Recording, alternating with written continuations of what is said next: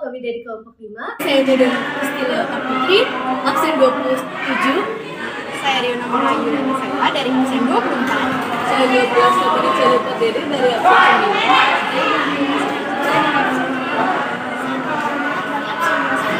Saya Regina Farjo Alini dari absen 24. Salam Fransiskus berjiwa besar. Perkenalkan, saya Karin. Saya Riona. Jadi kita berdua ada di sini tuh buat ngobrol-ngobrol nih. Tapi ngobrol-ngobrolnya nggak cuma berdua aja nih Riona. Sama siapa? Kita kedatangan tamu. Tamunya tahu gak siapa? Jadi tamu kita adalah Bapak Wisnu. Oke, selamat pagi Bapak Wisnu. Selamat pagi. Baik. Oke, jadi di podcast kali ini kita mau ngomongin yang judulnya apa nih?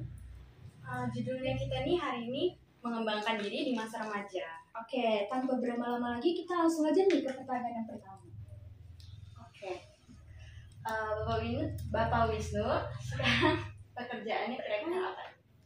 Dan saya sebagai pejabat pembuat akta tanah dengan sebagai seorang notaris di Kabupaten Lampung Timur. Jauh ya? Ya, cukup lumayan, sekitar 2 jam perjalanan dari sini. Jadi kalau Bapak pergi kerja tuh kira-kira jam berapa? Jam 6:30. Setengah 7 pagi ya? Ya, sekalian antar anak saya langsung berangkat. Kira-kira nih Pak, kan sebagai pekerjaan itu pasti cukup banyak proses bisa nyampe sekarang ini, kayak di pekerjaan Bapak. Kira-kira bisa diceritakan secara singkat bagaimana perjalanan Bapak hidup Bapak sampai saat ini? Pada saat itu kita menggunakan dengan istilahnya secara pelajaran secara informal. Informal itu istilahnya formal ya. Yang formal yaitu dari SD, SMP, SMA. Kalau jabatan saya sebagai seorang notaris, pejabat pembuat akta tanah, harus masuk S1-nya sarjana hukum. Pada saat sekarang, zaman sekarang ini kita masuk magister kenotariatan.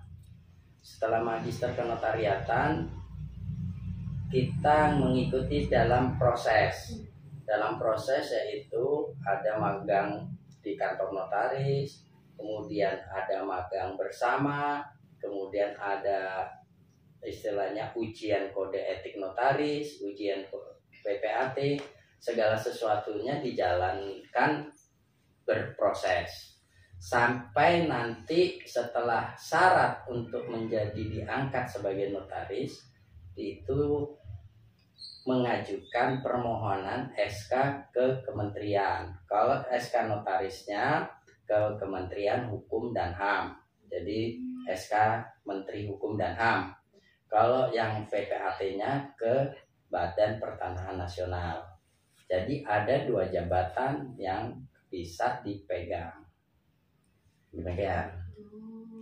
Jadi notaris itu berarti nggak gampang ya Riona ya? Susah juga perjalanan. Tidak juga. Menurut saya yang ikuti segala sesuatunya itu berproses. Jadi ikuti saja. Yang penting SD 6 tahun, SMP 3 tahun, SMA 3 tahun, kuliah jatahnya 5 tahun, kalau bisa sekarang 3,5 tahun. S2 sekarang itu hanya sekitar 2 tahun, 1,5 sampai situ. Kemudian magang 2 tahun. Habis magang 2 tahun langsung mengajukan permohonan. Kemudian usia untuk jadi notaris itu 27 tahun. Pensiunnya 67 tahun.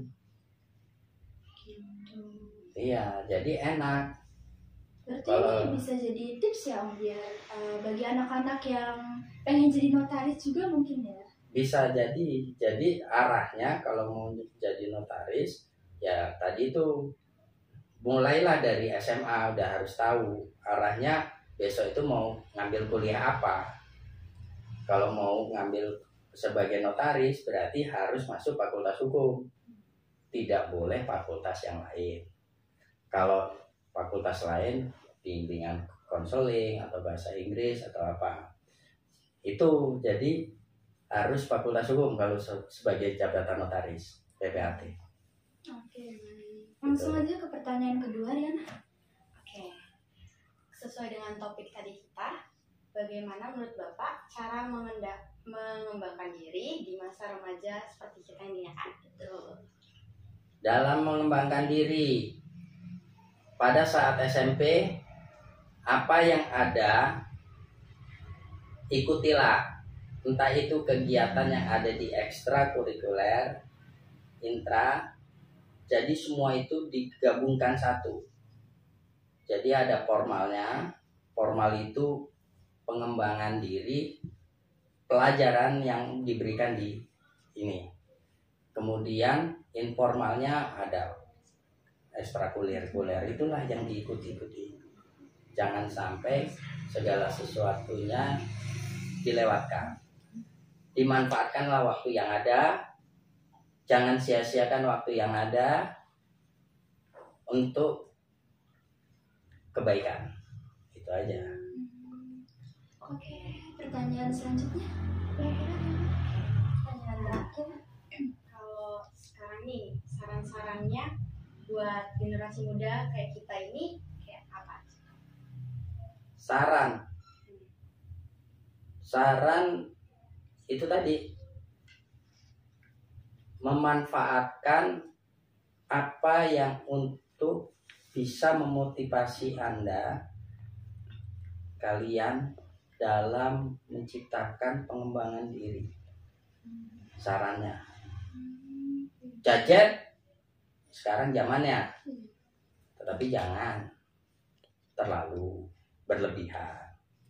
Menggunakan segala sesuatu, alat elektronik segala macam, semuanya jangan ini.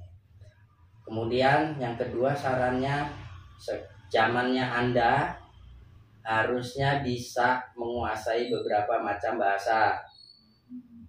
Yang terutama sekali bahasa Inggris. Kemudian Anda harus bisa menguasai teknologi. Kemudian bisa komunikasi.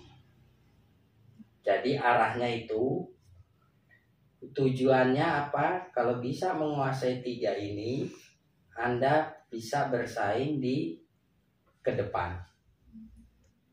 Mau jadi ini notaris, memang harus fakultas hukum. Tetapi fakultas hukum zamannya besok sudah pakai internet semua. Kalau Anda nggak bisa internet atau elektronik, ketinggalan, nggak bakal datang kliennya. Kemudian kalau bahasa Inggris nggak bisa, sedangkan ini pasar global. Maksudnya pasar global itu kan ada yang luar masuk, notaris luar besok bisa masuk ke Indonesia. Begitu juga yang Indonesia bisa buka kantor nanti di luar negeri. Nah kalau nggak bisa bahasa Inggris, bahaya. Kemudian bahasa percakapan yang lain kan ada sekarang Mandarin. Nah itu yang harus dikembangkan. Ini yang kedua, yang ketiga, saran yang ketiga, pengembangan diri. Apa yang dimiliki di dalam diri Anda? Apakah itu musik? Silahkan. Ada bisa menyanyi, silahkan. Bisa organ, bisa apa? Itu dikembangkan. Sebab itu salah satu sarana untuk pada saat Anda komunikasi, itulah apa yang namanya, bisa untuk ngumpulnya gitu loh, menciptakan itu. Demikian. Oke. Ya. Oke, jadi itu yang udah kita podcastin ya. Jadi kayaknya terima kasih untuk Bapak Wisnu atas waktunya untuk bisa hadir di dalam podcast kita kali ini nih. Ya. Jadi gitu aja. Ya, terima kasih Pak. Terima kasih, sama-sama.